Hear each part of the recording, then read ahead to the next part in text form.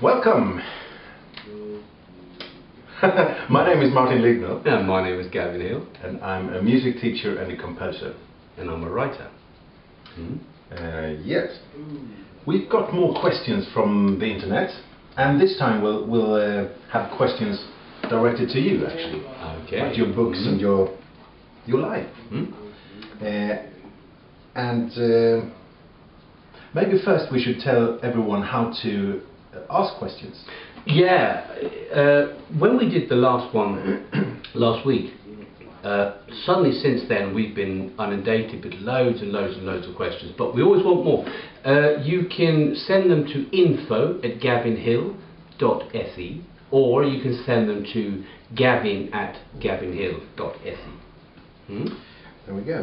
Then I can ask the first question. Okay. This is from Richard in Minnesota. Okay. Which is your favorite book? He asks. Oh, I've got many favourite books, but all from the same author, Stephen King. Stephen King. I like pretty much everything that Stephen King's ever written.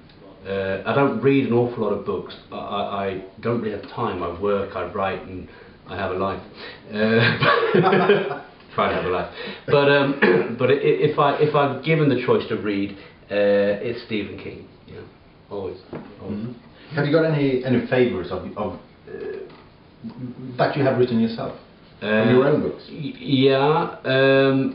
I must admit I like very much William Gray and the Family Next Door. Yeah. Really enjoyed writing it and really enjoyed working with you. The Battle of the Numbers is probably my favourite book, which is my 17th book now, which was actually written last year. It's actually in the process of being translated into Swedish now, so I hope that it'll be out in, well, it would be nice in a year, wouldn't it? We'll see. So that's why I couldn't get hold of you last year.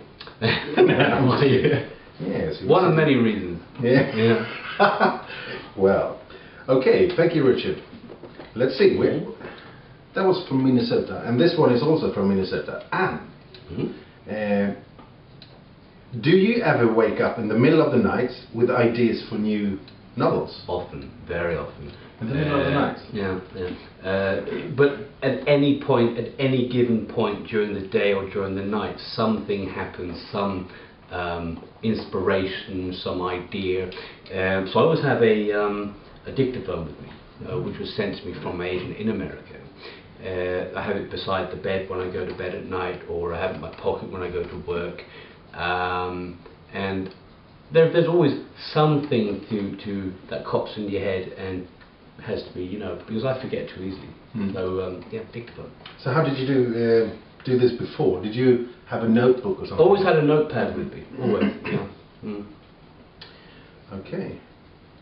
Do you find this a good idea to keep your thoughts together? Absolutely. Yeah. The dictaphone is a fantastic idea. Right, we have a question from Gothenburg in Sweden. Jan in Gothenburg asks, he says, actually, in The Maze, you wrote about Gothenburg. Central Station doesn't look the way you described it, he says. No, very strange. I wrote the book 20 years ago. Actually, I wrote the book a lot longer than that. The first time I wrote the book, I was 15. Right. But when I was 15, I couldn't read and write. But for some reason I had this urge to write a book, and I wrote it and rewrote it and rewrote it. And the original copy didn't have anything to do with Sweden. It was all in England. And obviously I moved to Sweden in 1989, and then Gothenburg came into the picture. But it's the Gothenburg for 20 years ago. So if you give them a time capsule and send it back 20 years, that's what it looks like, the way it was described, I think.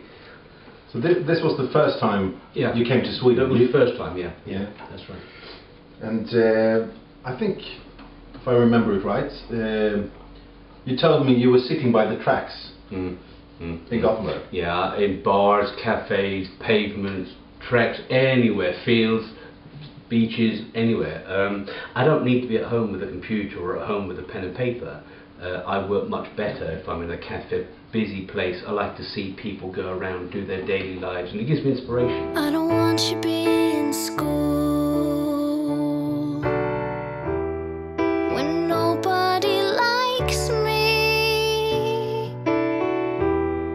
Don't like to be in class. They just make me cry.